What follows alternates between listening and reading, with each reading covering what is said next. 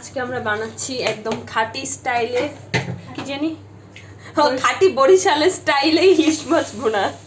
আমার শ্বশুর বাড়ির ও আমার শ্বশুর বাড়ির স্টাইলের ইলিশ মাছ ভুনা। লবণ, তারপরে কি দিবা? বেশি এর মধ্যে কোনো মশলা দিব না, হলুদ মরিচ লবণ। কেন মশলা দাও না কেন? এটা কিসের গুঁড়া দিলেন? মরিচের গুঁড়া। আচ্ছা, দেশি মরিচ। দেশি মরিচ।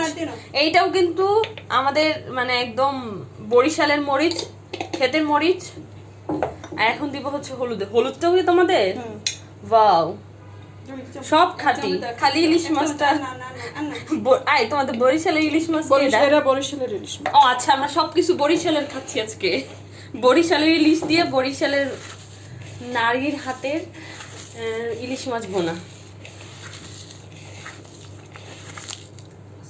মাখানো স্টাইল দেখলেই বোঝা যায় অনেক মজা হবে। তোমার হাতে কি? দেখে তো মনে হচ্ছে ব্যথা পেয়েছো। এখন কি দিবা? হালকা একটু পানি, না মানে মাখানোর জন্য।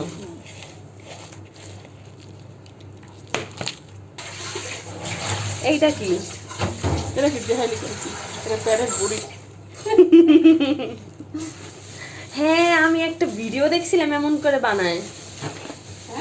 অনেকগুলো ইলিশ মাছ এমন করে মাখাইতেছিল, একটা ভিডিও দেখছিলাম। প্রত্যেকটা মাছ এভাবে মাখবো না? ইলিশ মাছ না ধুয়ে খাওয়া যায় না? মাছ তো সারা জীবন পানিতেই থাকে, না ধুয়েও খাওয়া যায়, সমস্যা কি? না, ইলিশ মাছ বলে খাওয়া যায় না ধুয়ে। বড় আপু খাবা তুমি?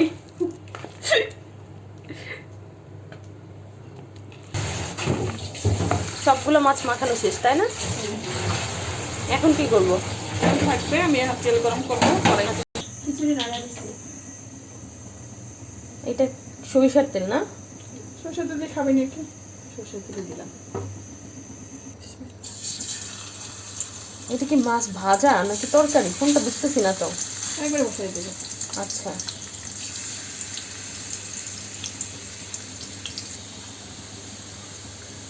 পেঁয়াজটা এখনই দিয়ে দিব না?